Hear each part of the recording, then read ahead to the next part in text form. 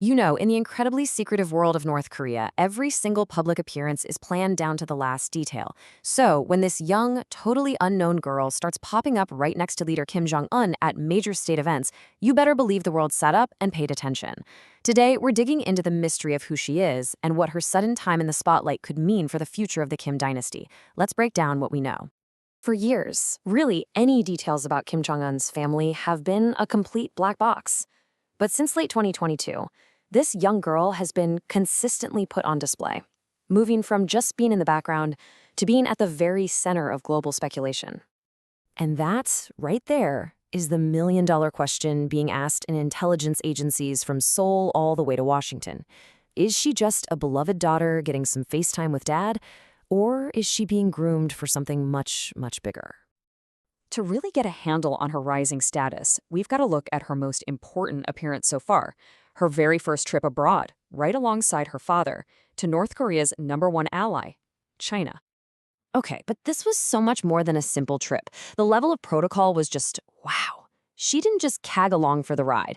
No, she arrived on the family's iconic armored train. She was dressed in a style that was a clear echo of her mother, Ri Sol-ju, and get this, she was positioned ahead of senior officials.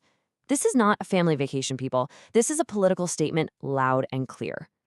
So, when you look past these perfectly staged appearances, what do we actually know for sure? Well, the short answer is not a whole lot, which makes every single detail we do have that much more important. South Korean intelligence officials guess her age is somewhere around 12 or 13. They think she was born sometime in 2013. And that puts her at a pretty critical age, right? An age where a serious political education could really begin. Believe it or not, even her name isn't officially confirmed by Pyongyang. The name Ju Ai actually became public knowledge from one of the most bizarre and unlikely sources you could ever imagine. It's just the perfect example of how incredibly sealed off this regime is. The only public mention of her name came from former NBA star Dennis Rodman after one of his trips to Pyongyang way back in 2013. For years, that one quote was literally the only hint the world even had that she existed.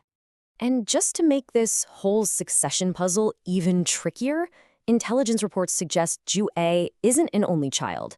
There's supposedly an older son and a younger sibling. So that brings up a huge question. Why is she the one in the spotlight and not her brother? Right, so let's be clear. Her appearances are anything but random. They follow a very clear pattern. It's a carefully managed introduction to the North Korean people and to the world, all designed to build a very specific image. I mean, just look at this timeline. Her public debut was at an intercontinental ballistic missile test. That immediately links her to the country's military power, the absolute foundation of the Kim regime. Since then, yeah, she's been at plenty of military events, but she's also branched out into economic events and now diplomacy. This is a very deliberate expansion of her public profile. You have to understand language is everything in North Korea. And state media has started using these special titles, these honorifics like beloved and respected, to describe her. These aren't just casual compliments. These are words loaded with political meaning, usually saved only for the top leadership. So all of this evidence, all these carefully planned appearances, they all lead us right to the ultimate question. Are we actually looking at the fourth-generation leader of North Korea? So the debate here is really fascinating, with great arguments on both sides. On one hand, South Korea's own spy agency is now calling her the likely successor. The VIP treatment she gets and her growing public role are pretty strong clues. But on the other hand, North Korea has only ever been ruled by men. It is deeply patriarchal, with a tradition that heavily favors male heirs. And let's not forget, Kim Jong-un is only 41, and there's that rumored son somewhere in the picture. Look, this isn't just some distant palace drama. The question of who takes over in North Korea has huge implications for the stability of the entire region and really for global security. Her sudden appearance on the scene signals a few really key things. First, Kim Jong-un is obviously thinking about the long-term future, about locking in a fourth generation of Kim family rule. Second, by showing off a potential successor, he's actually strengthening his own position right now.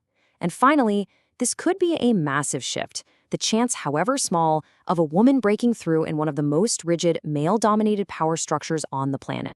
And that's what it all comes down to. This one tantalizing question.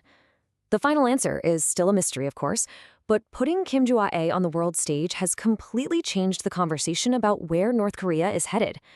Only time is going to tell if she's truly the next in line.